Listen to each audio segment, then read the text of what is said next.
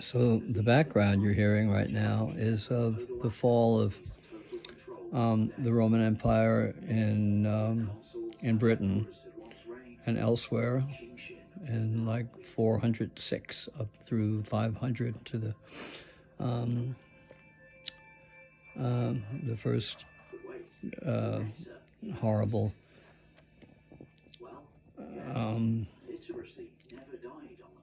diseases that all came in and kind of killed everybody. But I've been listening to everyone from Christopher Hitchens, this brilliant guy who talked about the fall of Rome and what Catholicism meant and what religion means and all of that. It's very funny and smarter than you or I will ever be, certainly more than I will ever be. But as I was working on this, what I've been working on all day is this half of a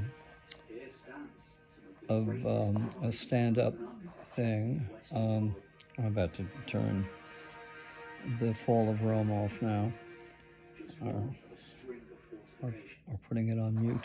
And this, I mean, it's almost as if I'm presiding over my own empire. And I just, you can be doing something that will be, sort of curiously obvious to anybody else who walks in and sees it, and then, you're just doing it, so you don't even know what the effect of it is, or even why particularly you're doing it. You just know that you sort of have to. There must be other people who are like this. Christopher Hitchens might be one. So anyway, you can see this this thing from this side right now. I'm going to turn this off for a moment to turn it around so you can see the other side. Bet you can't wait. Yeah, this is the one that I've been showing to any of you whose eyes have passed this territory. It's got fewer images on it and stuff.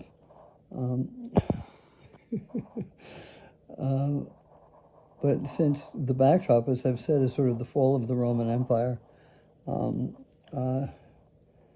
something coming to that empire, and including the British Roman Empire, which existed for a while, it just becomes sort of irresistible, like almost ridiculously stupid if I don't see that if this is my empire, it's also coming to an end, probably. I mean, it will be, since everything comes to an end.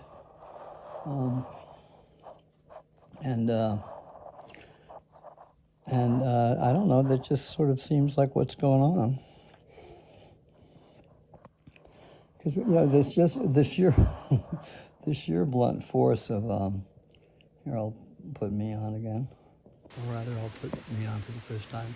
I mean, the sheer kind of blunt effect of what I've been doing here for the past year and a half, I mean, it's continuously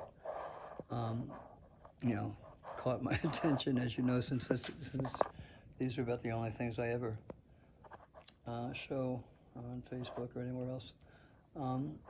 But it's something that